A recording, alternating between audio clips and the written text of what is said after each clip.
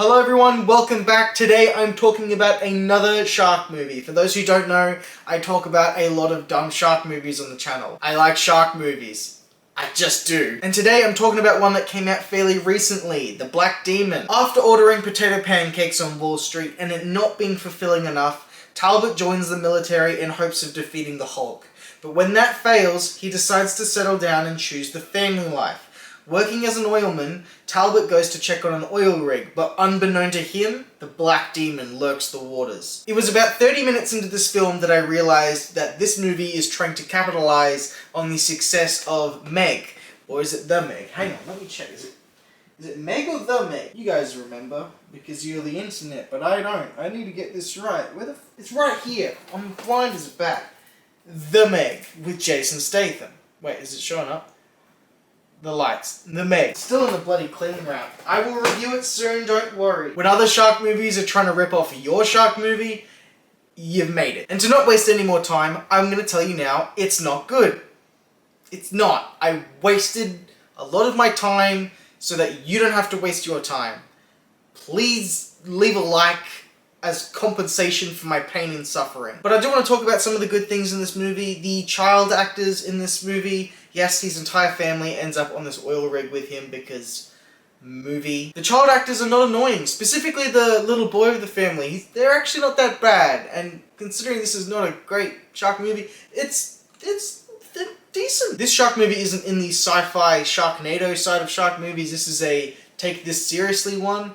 And it just doesn't work. Although it presents some interesting ideas. So The Black Demon, I'm pretty sure it's a Mexican folktale about a giant leviathan shark, megalodon in this case. And in this movie it happens to be the Black Demon, the one that they wrote legends about. And one of the things that this shark can do is get in your head psychologically before it actually gets to you, which is one of the only unique things that this movie brings to the table. However, it does create some pretty interesting visuals, like there's a diver at one point and he's about to be attacked by this shark, but before that happens there are limbs falling all around him in the water. There's other bodies that have been destroyed and completely ripped limb from limb to create more fear and anxiety in the prey before the shark comes and takes them. It's not a bad concept. There's one point where there's some eyeballs and all the eyeballs start looking up and at the victim to freak them out. Another example is while on the oil rig they think that, other boats are out there, they can come and save us from the situation that we're in. So they set off flares, but really it's just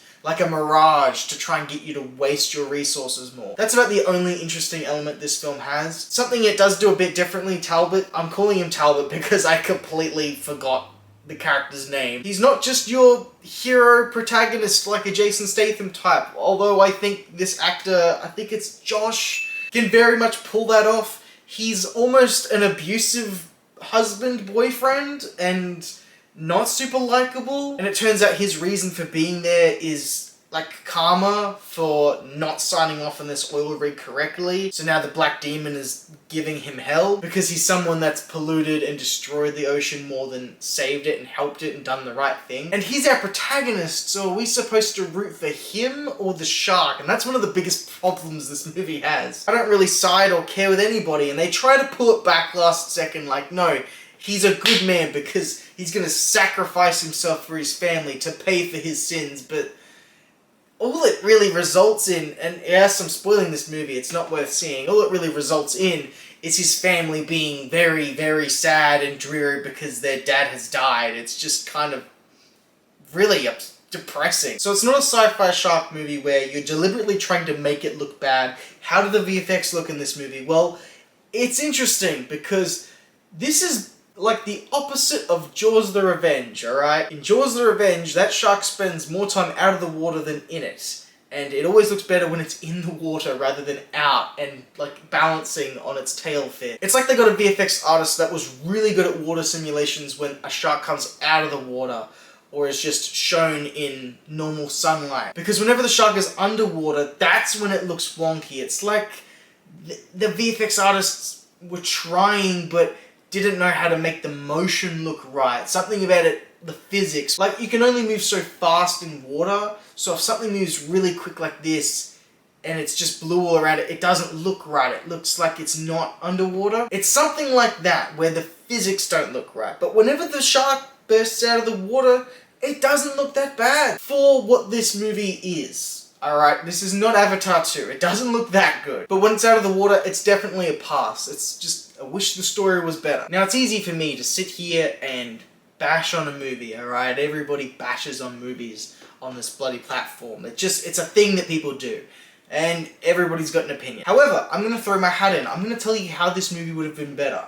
When the family get to this oil rig, there's already a worker there. This guy is pretty cool, he's pretty chill, he's doing his best. He's been suffering through this for months, being stalked by this shark and unable to leave. And our main character, he's abusive and not the good guy, and you see the forging of the documents. The karma should have been to have him actually die earlier. Don't make it a sacrifice, just have him abruptly die. Pull some Alfred Hitchcock Psycho and just have him go. And then leave it up to this other guy that we've met who's more interesting and charismatic, at least to me he was. Have him be the one that all of a sudden has to take on this family and somehow get out of this stupid situation. And then have the entire rig kind of come down slowly, reminiscent of the way that Deep Blue Sea is, where he's kind of pushed from one place to another before the thing's almost completely sunk. To me, that's what I would have done, but I understand having star power, you want to keep them around, and it ultimately didn't feel like that was the right way to go with the movie, even though for the posters and budget's sake, it makes more sense to get the most out of your actor that you're probably paying the most. If you've seen it, that's what I would have done to fix this movie. For me, the Black Demon, as it is, what we got, for me, the movie's gonna get a 2, and I know that's pretty low. I'm harsh as all hell with my movies. It's not as bad as The Requiem. If you've seen that one, I reviewed that ages ago. Don't stay away from that one. It's not as bad as that, but it gets 2 points for 2 reasons. 1, the VFX aren't horrendous all of the time. And 2, the idea of this shark being able to psych you out before killing you and giving us some interesting visuals is an interesting idea. Otherwise, I wish I could say more positive things about this. It's not bad in concept, but when you're actively trying to make your protagonist the person you should really get behind, also your antagonist, and you don't really root for anyone, and the movie ends in a way that's really unsatisfying and depressing, there's not much here to see. There are so many other shark movies that are better than this one. But making movies is hard. I know I haven't made one myself, but I understand the process is extremely grueling and excruciatingly difficult. And I know I've just summarized all this in a few minutes, but they've probably spent years trying to get this together and getting it done, because half the time the VFX don't look that bad. Unfortunately, the film just didn't come together for me, and that could be for a number of reasons. This could be studio, we want you to do this and this, who knows. But otherwise, being your mate in this situation, I've got to save you some time. Skip this one. There will be other better shark movies on the way. I'm sure the Meg 2, The Trench, I mean, it might not be great, but that will probably have more value than what this movie had. So save your money until I review that one. Maybe that's the one to go and see. Have you seen the movie? Let me know what you think. You could be hostile towards the product, but don't ever be hostile to the people that made the movie. We don't know their story and their side of it and how this movie came to be. If you haven't already and you want to see more, consider subscribing. If we reach 1,000 subscribers, I'm going to be pulling apart this entire shelf, alright, movie by movie, and running through everything I've got. Like a full collection video. So, if you want to see that, subscribe, hang around. If you've made it through to the end of the video, you're a bloody legend, and hopefully I can catch you next time. Bye guys.